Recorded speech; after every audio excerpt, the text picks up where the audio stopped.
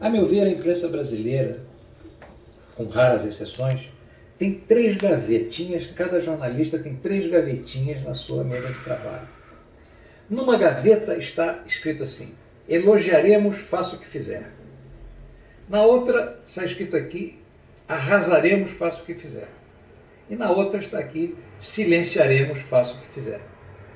E por critérios que são difíceis de precisar, mas têm a ver com uma ideia deformada da esquerda, porque a esquerda é generosa, o dever da esquerda é a generosidade, é compreensão. Mas por uma visão deformada, o poder cultural se instalou nessa esquerda intolerante. E o poder cultural é quem diz quem é bom, quem é ruim, quem é bom poeta, quem é mau poeta, quais são os 5 poetas que a gente pode ler, quais são os 10 escritores eleitos. Isso num país com uma floração de literatura inimaginável. A mesma coisa em relação à nossa música. Este preconceito, essas gavetinhas, são terríveis. Há artistas que sofrem profundamente quando caem na gaveta do esquecimento. E para o artista, às vezes, pior do que ser atacado é ser esquecido. Eu não sou daqueles que acham que no Brasil existe racismo. Pode existir racistas separados. Não acho que no Brasil exista discriminação. Nossa legislação, ao contrário, é antidiscriminação. Mas no Brasil existe muito preconceito. O preconceito, ele se disfarça, ele se infiltra. Ele, às vezes ele é patente, às vezes ele é latente no indivíduo. Olha, eu nunca fui atacado, graças a Deus, assim, até eu sou uma pessoa respeitada, acho, pela imprensa. Mas eu, por ser do PSDB, eu senti também na carne, no momento em que o PSDB era muito atacado no governo Fernando Henrique, e eu era senador, eu senti em torno do meu trabalho de escritor, do meu trabalho de jornalista, um silêncio, nada repercutia, um silêncio. Por quê? Porque eu tinha aquela etiqueta, PSDB. Isso acontece, portanto, é um fator determinado pelos dictames, que tem a mesma origem da palavra ditador, dictator. O dictame do poder cultural. Eu costumo dizer que o capitalismo é eficiente e o socialismo é justo.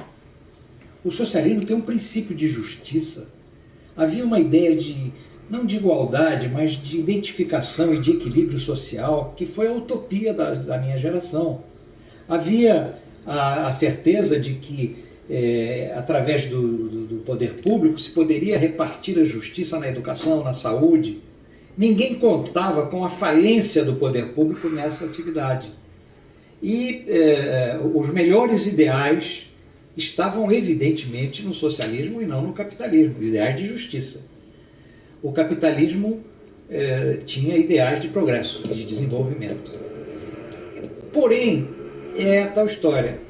Para que aquilo fosse feito da maneira pela qual foi feito, se considerou que era necessária a ditadura do proletariado.